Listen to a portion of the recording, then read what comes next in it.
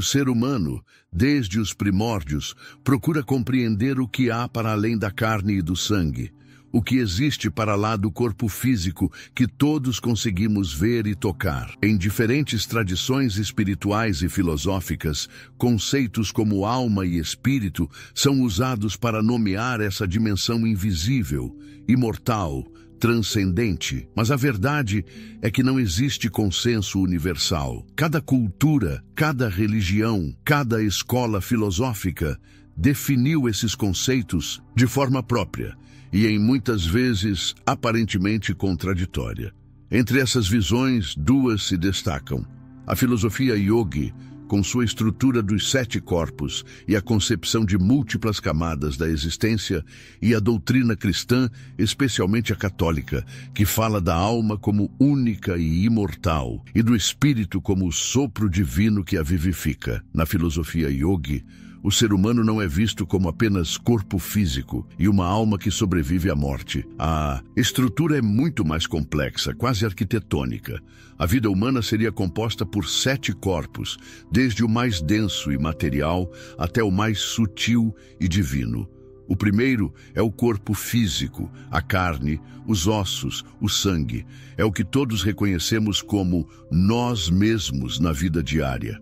O segundo é o corpo etérico, uma camada energética que envolve e sustenta o corpo físico, ligada aos chakras e aos fluxos de energia vital. O terceiro é o corpo astral, que se assemelha ao corpo físico, mas pertence a uma dimensão superior chamada mundo astral. O quarto é o corpo mental inferior, a sede do ego, da personalidade, das memórias e daquilo que identificamos como nossa história pessoal. O quinto é o corpo mental superior, uma dimensão da mente que transcende o ego. O sexto é o corpo búdico, associado à sabedoria e ao amor universal. O sétimo é o corpo átmico, a centelha divina em nós, a ligação direta com o absoluto, com Deus. Esse modelo yogi cria uma visão fascinante sobre o que acontece após a morte. Quando o corpo físico deixa de funcionar, ocorre a primeira morte. O corpo físico decompõe-se e o corpo etérico, sendo apenas uma energia que sustenta o físico, desfaz-se como uma fumaça. Mas a consciência não se apaga aí. O corpo astral entra em atividade e continua vivo na chamada quarta dimensão. Nesse estado, a pessoa ainda se reconhece, porque o corpo astral é semelhante ao corpo físico, e ele leva consigo o corpo mental inferior, ou seja, a consciência de ser Pedro, Maria, Raul. O ego continua ativo. Essa experiência é o que muitas tradições chamam de vida no além, a vida no mundo astral, onde se reencontram pessoas, onde se processam emoções, onde se vive uma espécie de prolongamento da existência terrena. Contudo, de acordo com essa visão, o corpo astral também tem fim. Ele não é eterno. Chegará o momento em que o corpo astral deixa de funcionar e, junto com ele, o corpo mental inferior, o ego, aquilo que eu pensava ser a minha identidade. Pedro morre de novo, Raul morre de novo, Maria morre de novo. É a segunda morte, a morte do corpo astral. O que sobra então? Restam os 3 corpos superiores, mental superior, búdico e átmico. Esses corpos não carregam mais a memória do ego, da vida terrena, do personagem histórico. Eles carregam a essência espiritual, a alma universal, que é o que realmente reencarna. Não é o Pedro que retorna, mas uma essência que viveu nele, que continuará o ciclo em outro corpo, em outra história. Por isso, segundo esse raciocínio, a Igreja Católica teria razão ao dizer que a reencarnação não existe, se entendida como o retorno da mesma pessoa, da mesma alma pessoal. O Pedro não volta, o Raul não volta. O que volta é algo mais profundo, impessoal, que se manifesta de novo numa nova identidade. Essa estrutura yogi dá lugar a uma compreensão muito diferente de alma e espírito. Alma, nesse contexto, é o conjunto desses corpos superiores, aquilo que sobrevive à segunda morte. Espírito, por sua vez, é identificado com o corpo mental superior, o búdico e o átmico em união. O corpo átmico seria o pai, a centelha divina. O búdico, a ligação do Filho com o Pai, ou seja, o Espírito Santo. Essa visão constrói uma espécie de trindade interna no ser humano, um reflexo da Santíssima Trindade. O Pai em nós é o Atman, o Filho é a consciência que se liga e o Espírito Santo é o vínculo entre os dois. Do outro lado, a Igreja Católica trabalha com uma concepção mais simples e mais centrada na identidade pessoal. Para a teologia católica, o ser humano é composto de corpo e alma. A alma é espiritual, imortal e criada por Deus no momento da concepção. Ela não preexiste ao corpo, não vem de encarnações passadas, mas surge única e irrepetível com cada pessoa. O espírito, na linguagem bíblica e cristã, muitas vezes é entendido como o sopro de Deus que dá vida à alma, a dimensão pela qual a alma se abre a Deus.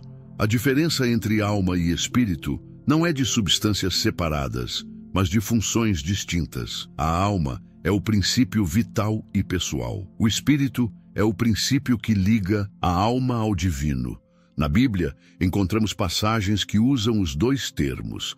Em alguns contextos, alma significa a vida inteira do ser humano. Noutras, espírito refere-se àquilo que vem diretamente de Deus. Por isso, a Igreja Católica não abraça uma distinção tão técnica entre 7 corpos, mas reconhece que o homem tem uma dimensão espiritual que não morre, que permanece para sempre. Mais ainda, a alma não perde a sua identidade. Pedro continua Pedro, Maria continua Maria, Raul continua Raul. A ressurreição, segundo a fé cristã, não é uma dissolução da identidade pessoal, mas a sua plenitude. E aqui surge a grande tensão entre as duas visões. Na filosofia yogi, o ego e a identidade pessoal são transitórios. Eles morrem com o corpo astral e o mental inferior. O que sobra é uma essência impessoal que retorna. Na Igreja Católica, a identidade pessoal é eterna. Deus cria cada alma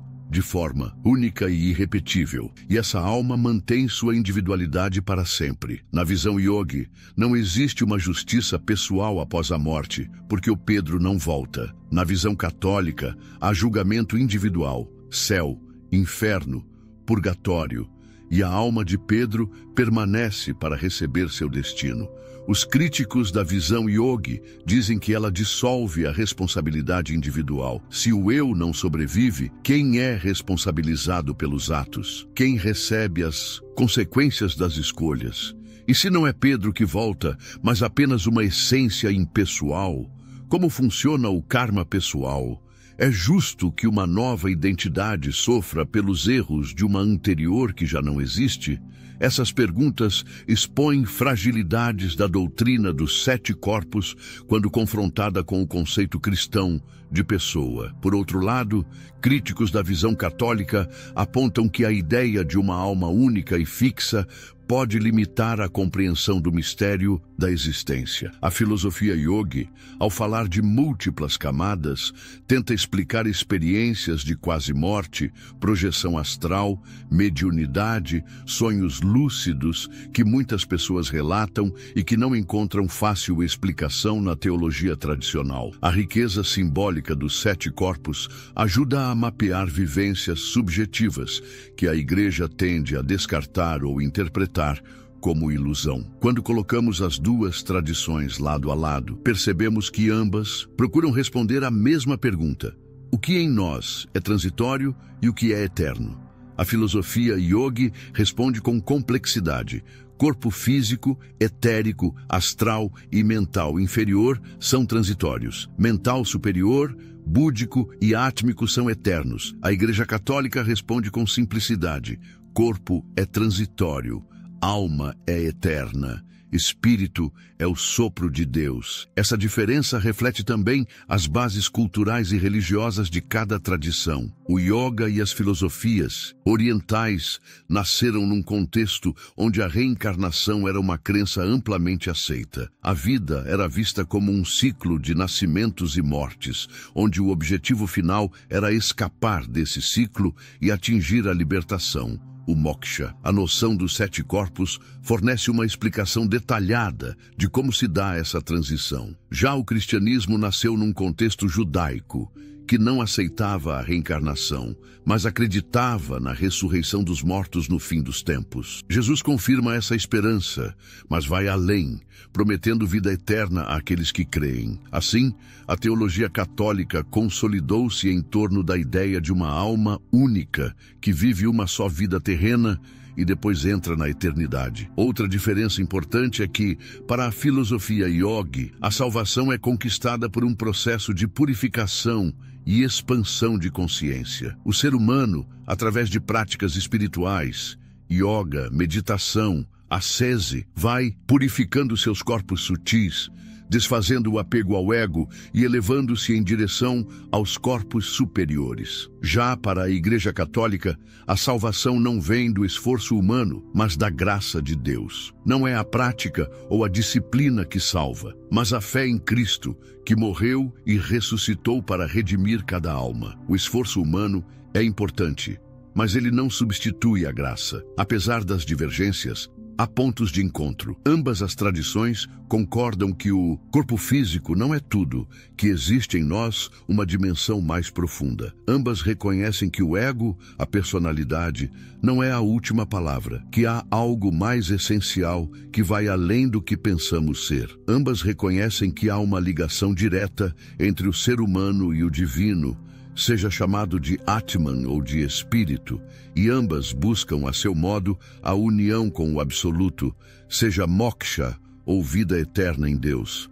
É curioso perceber também como a filosofia yogi identifica no ser humano uma espécie de trindade interna, Atman como Pai, búdico como Espírito Santo e mental superior como o Filho. Essa leitura ecoa o mistério cristão da Santíssima Trindade, mas sob uma lente diferente. Enquanto o cristianismo afirma que a Trindade é transcendente, fora do homem, embora nele habite, a filosofia yogi fala dessa Trindade refletida no interior humano. No fim, a diferença entre alma e espírito nas duas tradições aponta para duas formas distintas de entender a própria identidade humana. Para o yoga, a identidade pessoal é apenas um episódio. Para o cristianismo, é um destino eterno. Para o yoga, o espírito é uma centelha divina que retorna sempre até se libertar. Para o cristianismo, o espírito é o sopro de Deus, que mantém viva a alma única de cada pessoa. E é exatamente aí que surge a reflexão mais profunda. Afinal,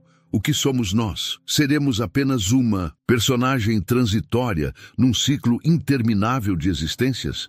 Ou somos seres únicos, chamados por Deus para uma eternidade pessoal e irrepetível? A resposta depende da tradição que escolhemos seguir. Mas o fato de tradições tão diferentes concordarem em que não somos apenas corpo já é, por si só, um convite a olhar para a vida com mais profundidade. Quando pensamos em alma e espírito, não estamos apenas a discutir teologia ou filosofia. Estamos a perguntar quem realmente somos. Estamos a perguntar o que vai restar quando o corpo deixar de respirar. Estamos a perguntar se a nossa história tem sentido, se as nossas escolhas têm peso, se a morte é o fim ou apenas uma passagem. O yoga responde com reencarnação da essência. O cristianismo responde com ressurreição da alma pessoal. Ambas, no fundo, dizem que a morte não é o fim. Esse debate não é apenas acadêmico.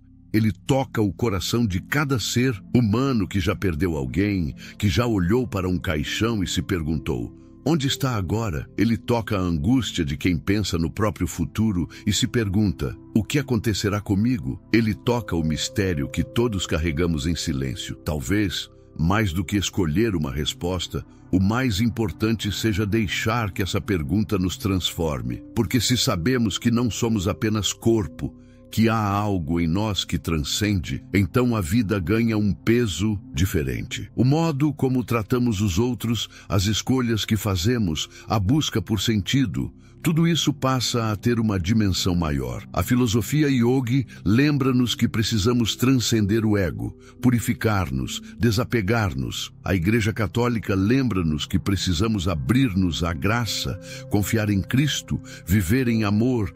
Ambas, de formas diferentes, chamam-nos a não viver apenas na superfície, mas a mergulhar no mistério do ser. E, no fundo, é isso que importa. Saber que somos mais do que carne e sangue, que há em nós algo eterno, e que seja chamado de alma ou espírito, esse núcleo imortal é a nossa verdadeira essência, a nossa ligação com Deus, o nosso destino final. Desse modo, este tema te ajudou a refletir sobre a diferença entre alma e espírito. Inscreve-te no canal, ativa as notificações e partilha este vídeo com quem também precisa desta mensagem.